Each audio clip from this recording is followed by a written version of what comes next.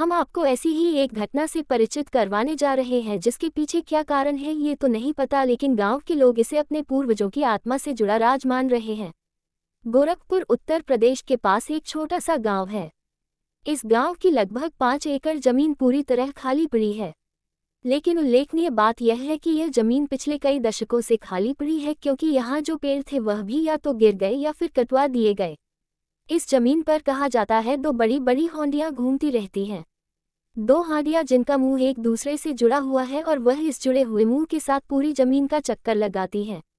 जो भी उन होंडियों को पकड़ने की कोशिश करता है उसे असफलता ही हाथ लगती है। वह किसी के हाथ नहीं आती और कहाँ छिप जाती है ये कोई नहीं जानता। अब आप सोच रहे होंगे कि या तो ये कहानी मनगढ़ंत है या तो इसके पीछे कोई गहरा राज है। जी हाँ, इन होंडियों के वहाँ विचरण करने के पीछे एक गहरा राज है और गांव वालों के अनुसार वह राज है धन दौलत। गांव वालों का कहना है कि एक विशिष्ट परिवार के छिपे हुए खजाने की रक्षा करने के लिए ही ये हांडियां उस जमीन पर घूमती हैं।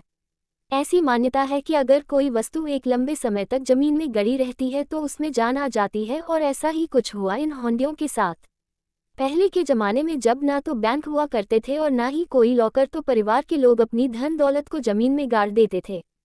काफी समय तक जमीन में गड़े इस खजाने की जब किसी ने खोज खबर नहीं ली तो वह खजाना जीवित हो उठा और उस जमीन पर भ्रमण करने लगा।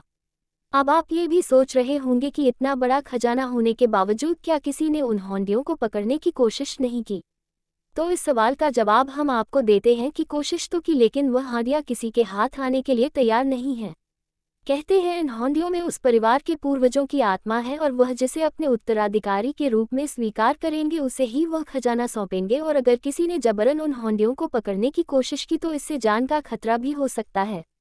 अभी तक उस परिवार की सभी पीढ़ियां इस खजाने को पाने के लिए होंडियों को काबू में करने की कोशिश कर चुकी हैं, लेकिन किसी को